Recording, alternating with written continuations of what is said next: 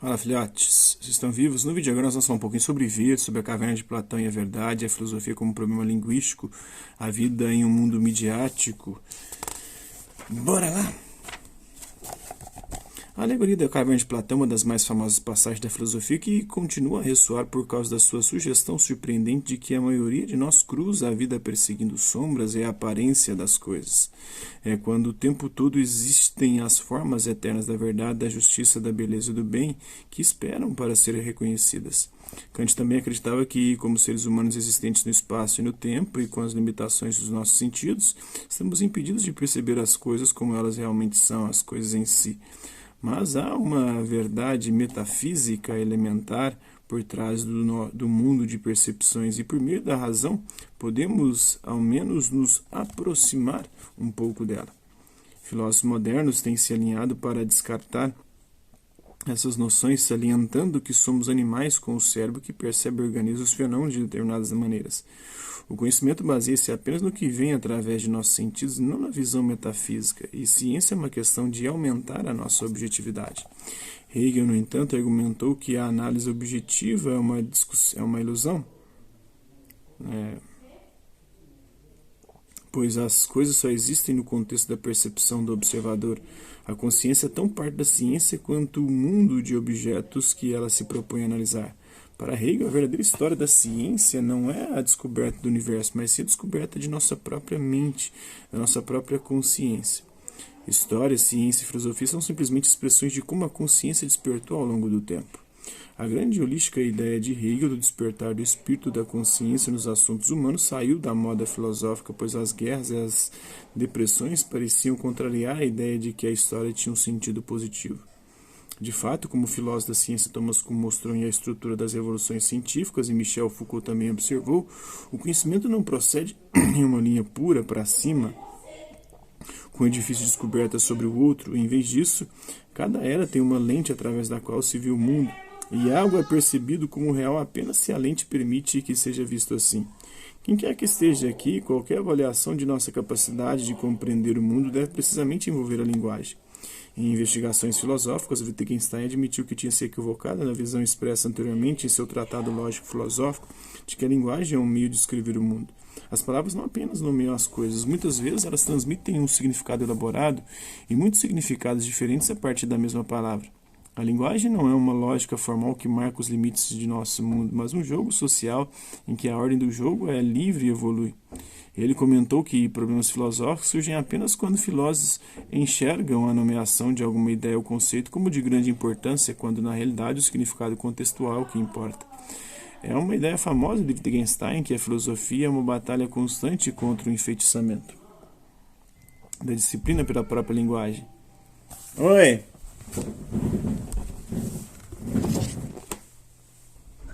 Isso aqui é, minha filha? Gastaram numa volta de carruagem pelo parque.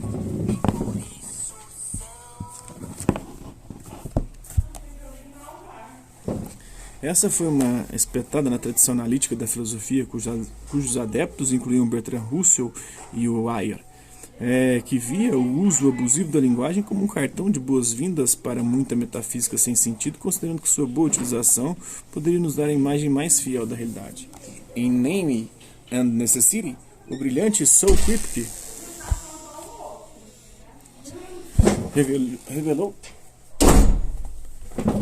as falhas dessa concepção, observando que o significado de algo não será encontrado em descrições dadas, mas em suas propriedades essenciais. Uma pessoa, por exemplo, é simplesmente o que é, e nenhuma porção de precisão de linguagem vai adicionar, remover ou provar essa identidade.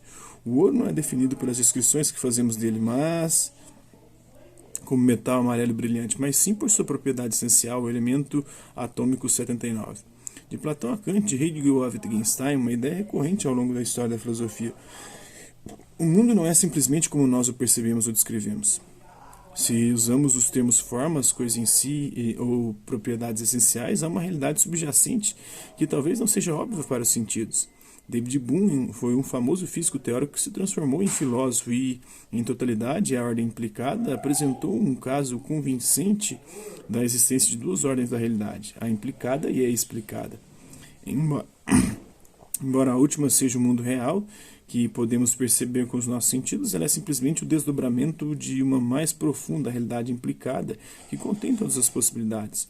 As duas fazem parte de um grande holomovimento, um todo fluido, o fluido da realidade, que é muito similar à totalidade do universo de que Heráclito falava. Apenas os seres humanos dividem as coisas em partes e categorias. A obsessão histórica da filosofia com as perguntas o que é real, o que é a verdade, é vista por alguns analistas como um elemento distrativo. Jean Baudrillard declarou que no mundo saturado pela mídia em que habitamos atualmente, a realidade não tem significado nenhum. Em um universo hiperreal, algo é real somente se pode ser reproduzido incessantemente, e o que não se pode compartilhar eletronicamente não existe, né? Então, se você não está na internet hoje, você não existe. Hoje, uma pessoa não é um projeto na sua individualidade buscando o que é verdadeiro, e sim se assemelha mais a uma máquina que consome e reproduz ideias e imagens. Baudrillard foi influenciado por Marshall McLuhan, que alegava que a mídia de massa e a tecnologia de comunicação não são invenções neutras, mas, na verdade, mudam a maneira como somos. Antes do advento do alfabeto, o principal órgão sensorial da humanidade era o ouvido, depois o olho se tornou dominante. O alfabeto nos fez pensar em como uma frase é construída de forma linear e com a ligação sequencial dos fatos ou conceitos. O novo ambiente de mídia é multidimensional. As informações da mídia agora vêm até nós tão rapidamente que não temos mais a capacidade de categorizá-las de forma adequada e lidar com elas em nossa mente. As crianças criadas hoje em dia não têm apenas seus pais e professores para influenciá-las, elas estão expostas a todo mundo. Como a famosa declaração de McLuhan diz, né? Nosso mundo é um mundo totalmente novo, de tudo ao mesmo tempo agora. O tempo cessou, o espaço desapareceu, vivemos agora em uma aldeia global, um acontecimento simultâneo. Neste novo mundo de mídia, a alegoria da caverna de Platão ainda é significativa? Perdemos toda a chance de perceber o real e o verdadeiro, e isso importa? Essas perguntas vão levar a filosofia ao futuro, mas uma coisa é certa, não podemos continuar a nos ver como entes separados da tecnologia. Como novos pensadores transhumanistas sugerem, já não estamos em um mundo em que as pessoas simplesmente usam tecnologia. As máquinas fazem parte de nós e serão cada vez mais extensões do nosso corpo. Através delas perceberemos nós mesmos e o mundo. Espero que vocês tenham gostado do vídeo. Quem curtiu, dá um like, não curtiu, dá um dislike. Hasta la vista, até a próxima.